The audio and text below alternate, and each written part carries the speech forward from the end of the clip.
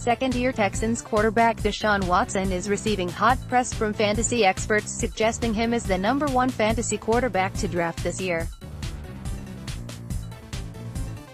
But buyer beware, as the hype could be setting you up for buyer's remorse.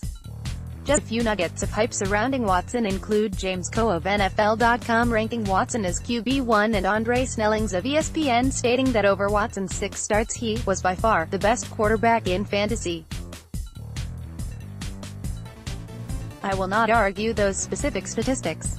My advice, however, is to temper expectations. Do not overdraft Watson. Texans fans may accuse me of blasphemy, but allow me to explain my apprehension. First, I am a fan of Watson. Looking back at his 6 starts from last year, it was magical. Combine that with an electric running back in D'Onta Foreman, the best wide receiver in the game DeAndre Hopkins, and vertical deep threat wide receiver Will Fuller, and the fantasy dream team is there for the taking. Having said all that, here are my salient data points that suggest a risk of regression in fantasy production for Watson. Watson played in 7 games last year. In his first 2 games, he threw only 1 touchdown. This is relevant because in his last 5 starts he threw for 18 touchdowns on only 157 attempts. That's an 11.5% touchdown rate.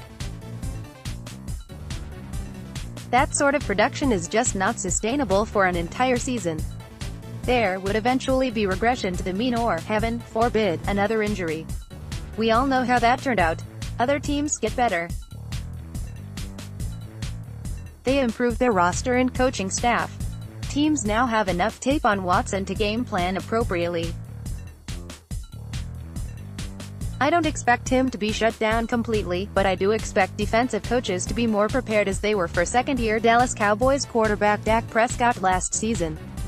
Prescott went from a 13-3 record in 2016 to not making the playoffs in 2017, the best coached teams win in this league.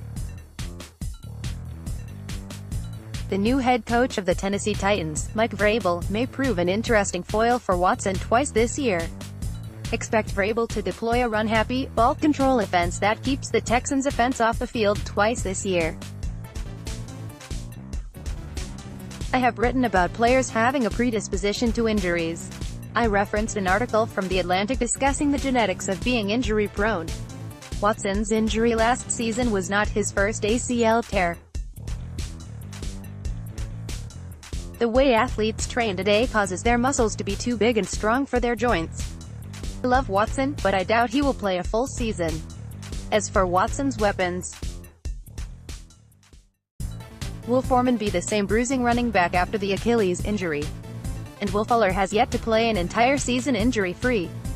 Want your voice heard? Join the Turo Times team, write for us, so temper fantasy expectations for Watson in 2018. Let someone else take the risk. If you get him later in the draft, fine.